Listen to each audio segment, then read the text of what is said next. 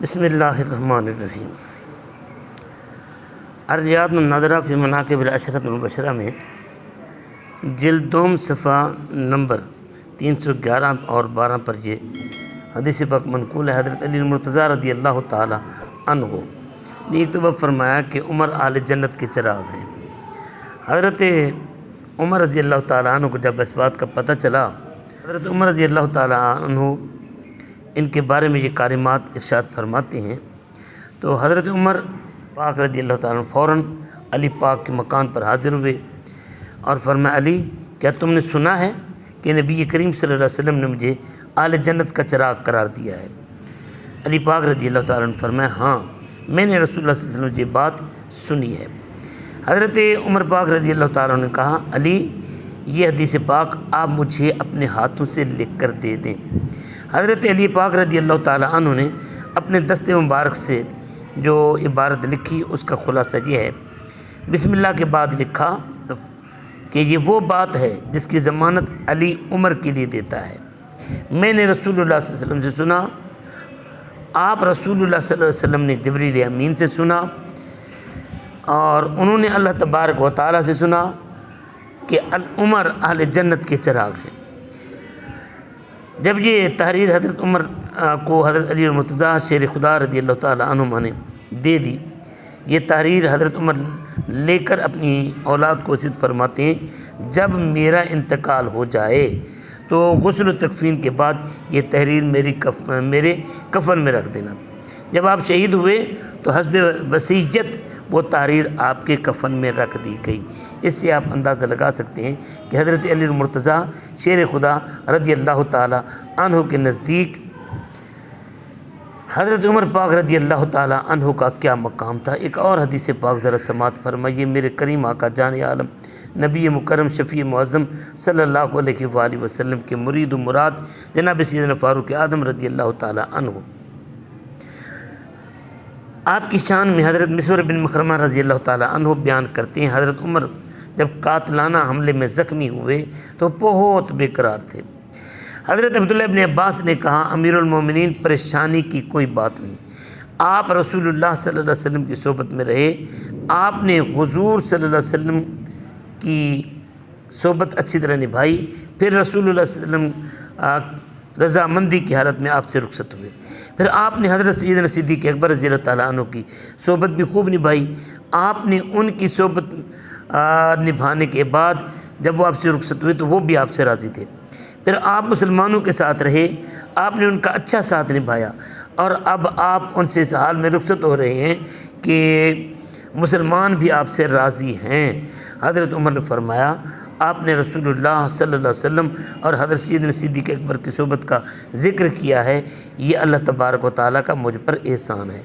اب جو آپ میری بے قراری بے چینی دیکھ رہے ہیں تو بخدا اگر میرے پاس تمام روئے زمین کے برابر سونا ہوتا تو میں اس کو اللہ تعالیٰ کے عذاب سے بچنے کے لیے خیرات کر دیتا۔ ایک روایت میں آتا ہے، حضرت عبداللہ ابن عباس نے فرمایا، امیر المومنین آپ گھبراتے کیوں ہیں؟ بخدا آپ کا اسلام لانا مسلمانوں کا غلبہ تھا، آپ کی حکمت مسلمانوں کی فتح تھی، آپ نے روئے زمین کو عدل سے بھر دیا۔ حضرت عمر نے کہا، ابن عباس کیا تم اس بات کی گواہی دیتے ہو؟ حضرت ابن عباس نے تھوڑا سا توقف فرمایا تو حضرت علی المرتضیٰ شیر خدا مشکل کشا حاجت رفع تاجدار حالتہ جناب سیدنا علی المرتضیٰ رضی اللہ تعالیٰ عنہ فرماتے ہیں، کہو ہاں میں بھی تمہارے ساتھ گواہی دیتا ہوں۔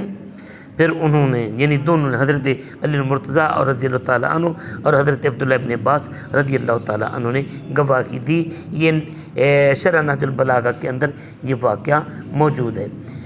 اب اس سے پتہ یہ چلتا ہے کہ نبی کریم صلی اللہ علیہ وسلم کی اس مرید و مراد جناب سیدنا فاروق اعظم کے ساتھ اہل بیت کے ان عظیم بادشاہوں کو کتنا پیار تھا۔ حضرت عمر جب ابو لولو ملعون کے قاتلانہ حملے میں شدید زخمی ہوئے تو جناب سیدنا علی المرتضیٰ رضی اللہ تعالیٰ عنہ آپ کی عیادت کے لیے تشریف لائے۔ ذرا سنیے، دلچسپ واقعہ ہے۔ حضرت عمر رونے لگے، حضرت علی المرتضیٰ نے رونے کی وجہ پوچھی تو حضرت عمر پاک رضی اللہ تعالیٰ عنہ نے فرمایا، علی موت کا پروانہ آ چکا اور میں نہیں جانتا میرا ٹھکانہ جنت میں ہوگا یا جہنم میں، جناب علی المرتضیٰ رضی اللہ تعالیٰ عنہ شیر خدا باب مدینۃ العلم آپ کیا فرماتے ہیں؟ آپ فرماتے ہیں آپ کو تو جنت کی بشارت ہے۔ میں نے رسول اللہ صلی اللہ علیہ وسلم سے فرمایا، آپ نے فرمایا ابو بکر اور عمر اہل جنت کے سردار ہیں۔ اور حضرت علی المرتضیٰ نے آگے جو بات فرمائی، فرمایا کہ میں نے یہ بات ایک مرتبہ نہیں، دو مرتبہ نہیں، بے شمار مرتبہ مدینے کے تاجدار شفیع روز شمار صلی اللہ علیہ وآلہ وسلم سے سنی ہے۔ اب ذرا ایک اور حدیث پاک سنیے۔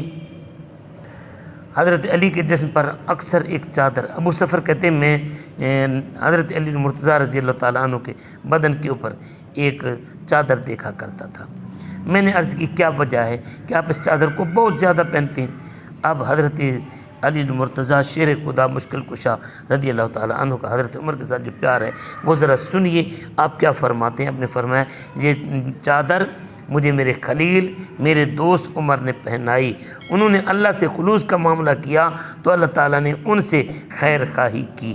اس حدیث پاک کو مصنف ابن ابی شیبہ نے 31,997 نمبر کے اوپر درج کیا ہے۔ اس سے آپ اندازہ لگا سکتے ہیں جناب سیدنا فاروق اعظم رضی اللہ تعالیٰ عنہ اور جناب سیدنا علی المرتضیٰ کا آپس میں اور فاروق اعظم کا آپس میں کتنا پیار تھا۔ اب ایک اور حدیث پاک سنیے۔ حضرت علی المرتضیٰ کو معلوم ہوا بعض لوگ حضرت ابوبکر اور حضرت عمر کے متعلق بغض بھری باتیں کرتے ہیں اور بغض بھرے ملعون الفاظ استعمال کرتے ہیں، تو آپ کوفے کے ممبر کے اوپر جلوہ گر ہوئے اور حضرت علی المرتضیٰ نے کوفے کے ممبر کے اوپر جو گفتگو فرمائی وہ ایمان کو تازہ کر دیتی ہے۔ فرماتی ہیں کہ حضرت علی المرتضیٰ نے کوفے کے ممبر پر فرمایا ان دونوں سے یعنی صدیق اکبر سے فاروق اعظم سے وہی بغض و عداوت رکھے گا جو بدبخت اور دین سے نکلنے والا ہوگا۔ اس سے پہلے فرمایا ان دونوں سے وہی محبت کرے گا جو صاحب فضیلت ہوگا، کیونکہ ان دونوں کی محبت قرب الہی کا سبب ہے، ان سے بغض رکھنا دین سے خارج ہونے کی علامت ہے۔ ان لوگوں کو کیا ہو گیا ہے جو رسول اللہ کے دو بھائیوں، دو وزیروں، دو ساتھیوں، قریش کے دو سرداروں اور مسلمانوں کے دو باپوں کے حوالے سے نازیبا الفاظ استعمال کرتے ہیں۔ میں ان سے لا تعلق ہوں جو ان دونوں کو برے الفاظ سے یاد کرتا ہے، میں اس پر انہیں سزا دوں گا۔ اب اس سے آپ اندازہ لگا سکتے ہیں جناب سیدنا علی المرتضیٰ شیر خدا تاجدار حلطہ مشکل کشا رضی اللہ تعالیٰ عنہ جناب صدیق اکبر اور جناب سیدنا فاروق اعظم رضی اللہ تعالیٰ عنہ کے ساتھ کتنا پیار کرتے تھے۔ اب ایک اور حدیث پاک سنیے۔ جناب سیدنا علی المرتضیٰ شیر خدا رضی اللہ تعالیٰ عنہ اب بڑے ہی پیار کرنے والے تھے سیدنا فاروق اعظم رضی اللہ تعالیٰ عنہ کے ساتھ۔ حضرت سیدنا فاروق اعظم نے ایک دفعہ خود فارس کی جنگ میں شریک ہونے کا ارادہ فرما لیا۔ اب جنگ میں شریک ہونے کا جب ارادہ فرمایا تو آپ اکثر معاملات میں حضرت سیدنا علی المرتضیٰ سے مشورہ فرمایا کرتے تھے، اور فاروق اعظم رضی اللہ تعالیٰ عنہ کے جو مشیر اعظم تھے وہ جناب سیدنا علی المرتضیٰ تھے۔ انہوں نے امیر المومنین فاروق اعظم رضی اللہ تعالیٰ عنہ کو جو بات کی، آپ مسلمانوں کے معاملات کے نگہبان ہیں اور ملک کے لیے حاکم کا مقام ایسے ہے جیسے لڑی میں پروئے گئے موتیوں کے لیے جو لڑی کا مقام ہوتا ہے، لڑی ہی کی وجہ سے موتی ایک جگہ اکٹھے رہتے ہیں، اگر لڑی ٹوٹ جائے تو موتی بکھر جاتے ہیں۔ آج اگر آپ عرب تعداد میں تھوڑے ہیں لیکن اسلام کی وجہ سے زیادہ ہیں، اپنے اتحاد و اتفاق کی وجہ سے غالب آنے والے ہیں۔ لہٰذا اگر آپ مرکز ہی میں رہیں اور جنگ میں شریک ہونے کی زحمت نہ کریں تو بہتر ہے، کیونکہ ان عجمیوں نے اگر آپ کو میدان جنگ میں دیکھ لیا تو کہیں آپ تو کہیں گے کہ اہل عرب کی جان یہی شخص ہے۔ الفاظ سنیں ذرا، تو یہ عجمی کیا کہیں گے کہ اہل عرب کی جان یہی شخص ہے، یعنی فاروق اعظم، اگر اس جڑ کو کاٹ دیا جائے تو ہمیشہ ہمیشہ کے لیے راحت مل جائے گی۔ اس طرح ان کے حملے شدید تر ہو جائیں گے اور آپ ہی کو قتل کرنے کے زیادہ آرزو مند ہوں گے۔